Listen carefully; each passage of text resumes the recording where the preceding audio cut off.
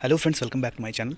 तो हम जो आज बात करेंगे वो ज्योग्राफी के कुछ एमसीक्यू हैं जो कुछ इंपॉर्टेंट हैं, प्रीवियस ईयर में पूछे गए हैं। कई पुराने जो पेपर हुए हैं उनमें बड़े बड़े एग्जाम जो हुए हैं, यूके पीएससी हो या आरएएस हो या यूपी पीसीएस हो, उनमें पूछे गए हैं। तो उनसे देखते हैं कुछ इंपॉर्टेंट क्वेश्चन। देखिए, राज्य उत्तर पूर्वी राज्यों की 7 बहनों का भाग नहीं है, यानी कि 7 सिस्टर की बात कर रहे हैं। जैसे कि आप देखते हैं भारत के जो मानचित्र में देखते हैं, आपका ईस्टर्न जो पोर्शन है उसमें 7 सिस्टर हैं, बांग्लादेश को छोड़कर। ठीक है, यानी कि जो बांग्लादेश के पूर्वी भाग में है उसमें 7 बहनों की बात की जाती है। तो जो इसका आंसर हो जाएगा वो हो जाएगा पश्चिम बंगाल। ठीक है, आगे देखिए, असम कुल मिलाकर कितने राज्यों एवं केंद्र शासित क्षेत्रों से घिरा हुआ है? तो असम 7 से, और असम को पूर्व में कहते थे अहोम किंगडम, यानी कि अहोम गणराज्य की के नाम से उसे जाना जाता था। कर्क रेखा निम्नलिखित में से किन राज्यों से होकर गुजरती है? तो इसके लिए एक शॉर्ट ट्रिक है, गरम छाज पत्रम, उससे भी आप याद रख सकते हैं। और ये ज़रूर याद रखें कि उसमें जो कि उड़ीसा है वो कभी नहीं आता है, और प्रश्न में यही पूछा जाता है अक्सर। आप कभी भी देखोगे तो प्रश्न में उड़ीसा होगा कि कौन सा नहीं है, तो उसका आंसर हो जाएगा उड़ीसा। ठीक है, तो इसमें ये पूछा है कि कहाँ से गुजरती है, तो गरम छाछ पत्रम से लगा लीजिए। इसमें ऑप्शन इस तरीके से डिज़ाइन कर रखें, तो आप देख सकते हैं गुजरात, छत्तीसगढ़, उत्तर प्रदेश, झारखंड। तो इसका जो करेक्ट आंसर होगा वो ए होगा, 1, 2, 4, यानी कि उत्तर प्रदेश से होकर नहीं गुजरती है। और दूसरा, आगे देखिए, भारत में तटीय राज्यों की संख्या कितनी है? तो इसका करेक्ट आंसर हो जाएगा 9। ठीक है, निम्नलिखित में से कौन सी चट्टान प्रणाली भारत में नवीनतम है? तो इसका जो करेक्ट आंसर है वो डी हो जाएगा, गोंडवाना। ठीक है, तो ये हो जाएगी सबसे नवीनतम, यानी कि सबसे नई चट्टान। उम्र के हिसाब से है ये, आयु के हिसाब से, चट्टान की आयु किसके हिसाब से। ठीक है, भारतीय उपमहाद्वीप मूलतः एक विशाल भूखंड का भाग है जिसे कहते हैं, इसको कहते थे गोंडवाना लैंड। तो जब आप प्लेट टेक्टोनिक्स वगैरह थ्योरी पढ़ते हो या उससे पुरानी जो आप गतिविधियाँ देखते हो, फिजिकल ज्योग्राफी का पार्ट है दरअसल ये, तो उसमें देखते हो आपको उसमें ये चीज़ें समझ आएंगी कि गोंडवाना लैंड ये सारी चीज़ें क्या थी। ठीक है, लिख में से कौन सही सुमेलित नहीं है? तो पर्वत दे रखे हैं एक साइड राज्य दे रखा है, तो आपको इसमें मिलान करके बताना है कि कौन सा सुमेलित नहीं है। तो सिपकीला हिमाचल प्रदेश बिल्कुल सही है, बाड़मेला अरुणाचल प्रदेश बिल्कुल सही है, नाथुला मेघालय ये नहीं होगा। ठीक है, नाथुला सिक्किम में होगा, जोजिला जम्मू और कश्मीर ये सही है। तो करेक्ट आंसर हो जाएगा सी। ठीक है, नेलंग घाटी किस राज्य में है?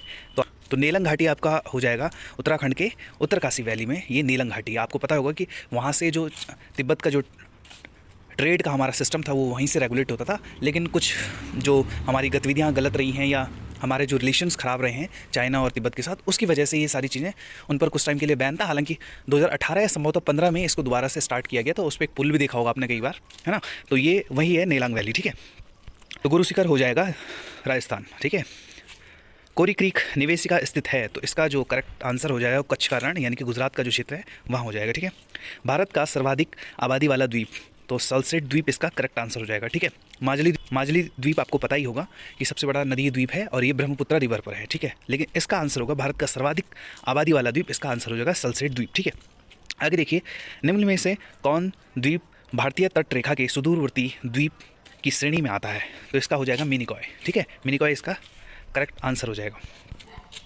एक द्वीप पर निर्मित भारत का बड़ा नगर है, तो आपको ये याद रखना बहुत ज़रूरी है कि जो मुंबई है वो एक द्वीप पर ही अवस्थित है। मुंबई महाराष्ट्र की राजधानी। ठीक है, पाट या अंचल पैट रीजन अवस्थित है, तो ये झारखंड में अवस्थित है, इसको आप याद रखिए। नंदा देवी शिखर स्थित है, जैसे कि आपको पता है उत्तराखंड में है, और 78-70 इसकी हाइट हो जाएगी। निम्नलिखित पर्वतों की शिखरों में कौन सा एक भाग अवस्थित भारत में नहीं है, यानी कि भारत में कौन सा अवस्थित नहीं है? तो गोसाई थान हो जाएगा, क्योंकि कामेत भारत में है, त्रिशूल है, और नंदा देवी तो है ही। ठीक है, निम्नलिखित में से कौन सी एक कृत्रिम झील है, यानी कि मैनमेड जिसको कहेंगे, यानी कि प्रकृति ने नहीं बनाई है जिसको, तो जिसको इंसानों के द्वारा निर्मित किया गया, तो उसका होगा ये करेक्ट आंसर ए, कोडाई कनाल इसका करेक्ट आंसर हो जाएगा, ऑप्शन नंबर ए, तमिलनाडु इसका करेक्ट आंसर। ठीक है, आगे देखिए, निम्नलिखित में से कौन सा एक कथन सही नहीं है? कावेरी नदी का उद्भव आंध्र प्रदेश में होता है, तो ये करेक्ट इसका हो जाएगा। ठीक है, कयाल क्या होते हैं, यानी कि कयाल क्या है? तो देखिए, तराई मैदान नहीं, गंगा का डेल्टा नहीं, दक्कन पठार की रेगुड़ नहीं, केरल का लेगुन, तो इसका जो करेक्ट आंसर हो जाएगा ऑप्शन नंबर डी हो जाएगा। ठीक है, आगे देखिए, अमृतसर एवं शिमला लगभग एक ही अक्षांश पर स्थित है, परंतु उनकी जलवायु में भिन्नता है। देखिए, ये थोड़ा एनालिटिकल बेस्ड क्वेश्चन है, ये फैक्चुअल कम है, तो इसको आप मैप पे समझोगे कभी, तो इसके बारे में कभी चर्चा करेंगे विस्तार से। लेकिन इसका जो अभी आंसर हो जाएगा वो हो जाएगा ऊंचाई में भिन्नता के आधार पर ये स्थितियाँ उत्पन्न होती हैं। भारत में सर्वाधिक वर्षा मुख्यतः प्राप्त होती है, तो साउथ वेस्ट जो मानसून है उसकी वजह से इसका करेक्ट आंसर हो जाएगा। उत्तर पूर्वी मानसून में सबसे अधिक वर्षा प्राप्त करने वाला राज्य, तो तमिलनाडु इसका करेक्ट आंसर हो जाएगा, क्योंकि जब आपने देखा होगा कि जो मानसून की उत्पत्ति होती है वो नीचे से ऊपर की ओर ही होती है ना। और मैंगो शावर यानी कि जो आम्र वर्षा होती है उसका संबंध किससे? तो आम की फसल से है, और आपने जैसे वेस्ट बंगाल में काल बैसाखी से नाम से जानते हैं या चेरी ब्लॉसम है, तो इन पे आप ज्योग्राफी का सेशन है, इसको जरूर देख लीजिए एक बार एग्जाम से पहले। चेरापूंजी अवस्थित है, मेघालय में अवस्थित है। क्यों प्रसिद्ध है? सबसे ज़्यादा बारिश होती है। बारिश क्यों होती है? डेंस फॉरेस्ट है। डेंस फॉरेस्ट क्यों है? क्योंकि अरब सागर से निकट है, तो वेपराइजेशन ज़्यादा होता है, तो जाहिर है कि वहाँ पर जब बादलों का अवरोहण ज़्यादा होगा या वेपराइजेशन ज़्यादा होगा तो बादल बनेंगे, वर्षा होगी, घने फॉरेस्ट होंगे, तो बारिश का ज़्यादा होना स्वाभाविक है। आगे देखिए, Indian institute of technology and environment अवस्थित है, तो ये है न्यू दिल्ली में, ठीक है। सर्वाधिक जैव विविधता कहाँ पाई जाती है? तो देखिए, सर्वाधिक जैव विविधता वहीं पाई जाएगी जो मोस्टली एक तरीके से कनेक्टिंग जोन होगा। देखिए, जैसे उष्णकटिबंधीय वर्षावन टुंड्रा में नहीं होगी क्योंकि ठंडा एरिया है, ठीक है। शंकुधारी वनों में नहीं होगी, शीतोष्ण जहाँ ठंडा होगा वहाँ नहीं होगी। मोस्टली कहाँ होगी? इक्वेटर का जो एरिया होगा जहाँ पे ना ज़्यादा गर्म होगा ना ज़्यादा ठंडा होगा, तो मोस्टली ऐसे जगहों पर बायोडाइवर्सिटी ज़्यादा होगी, ठीक है। आगे देखिए, भारतीय वन सर्वेक्षण की रिपोर्ट के अनुसार भारत के निम्नलिखित में से किस भौगोलिक क्षेत्र की सर्वाधिक प्रसिद्ध वन है? तो मिजोरम इसका करेक्ट आंसर हो जाएगा। और पूरे भारत में सबसे सर्वाधिक वन कहाँ है? वो मध्य प्रदेश का राइट आंसर होगा। राज्य वन नीति 1952 के अनुसार निम्नलिखित में से कौन वर्ग संवर्ग नहीं है? तो राष्ट्रीय उद्यान इसका करेक्ट आंसर हो जाएगा, ठीक है।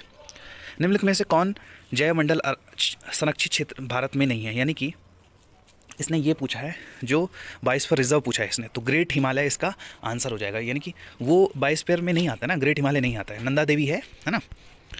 आगे देखिए, गोल्डन राइस एक प्रचुर स्रोत है, तो विटामिन ए का हो जाएगा इसमें, ठीक है। भारत में एग्रीकल्चर जोन्स यानी कृषि पारिस्थितिकी क्षेत्र की कुल संख्या है, तो 20 हो जाएगी इसकी संख्या, ठीक है।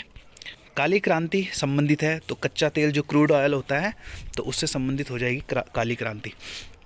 वर्ष 2015, तो ये पुराना प्रश्न है कि कौन सा राज्य गेहूं में सर्वाधिक उत्पादक है? तो इसका आंसर उत्तर प्रदेश है। वैसे भी उत्तर प्रदेश में गेहूं सर्वाधिक ही होता है, ठीक है। करनाल बंट रोग है, तो ये रोग हो जाएगा, गेहूं से संबंधित ये रोग है। रोग भी पूछ लेता कई बार, है ना। और देखिए, केंद्रीय शुष्क बागवानी हॉर्टिकल्चर संस्थान कहाँ है? तो ये बीकानेर में है, और बीकानेर कहाँ है आपको पता है? राजस्थान में। इसका करेक्ट आंसर हो जाएगा। जैविक राज्य यानी कि जो जैविक खेती को प्रोत्साहन करेगा, तो इसका करेक्ट आंसर सिक्किम हो जाएगा, ठीक है। राष्ट्रीय डेयरी अनुसंधान कहाँ है? तो ये करनाल में है, और करनाल आपको पता है हरियाणा के क्षेत्र में है। तो ये थे कुछ बेसिक और कुछ इंपॉर्टेंट MCQ बेस्ड, तो मुझे उम्मीद है कि ये आपको हेल्प करेंगे जो आपके नेक्स्ट एग्ज़ाम होने वाले हैं। तो आप इनको एक बारी सरसरी निगाह से भी देख के चलोगे तो संभवतः यहाँ से प्रश्न उठने की संभावना है। और इसी तरह से अगर आपका रिस्पांस अच्छा रहेगा तो इसमें जैसे ज्योग्राफी का सेक्शन ये हो गया है, इकोनॉमिक्स है, या हिस्ट्री है, या जैसे आर्ट एंड कल्चर से भी है कि कौन सा मॉन्यूमेंट कहाँ है, इस पर भी वीडियो आएगी। तो अगर वीडियो आपको अच्छी लगी तो वीडियो को लाइक करिए, शेयर करिए, कमेंट्स करिए। और एक आपको इन्फॉर्मेशन देनी है कि हमारा चैनल डिलीट हो गया किसी कारण से, टेक्निकल कुछ इश्यू था इसकी वजह से, तो आप वीडियो को चैनल को सब्सक्राइब करना और ज़्यादा से ज़्यादा वीडियो को शेयर करना। Thank you.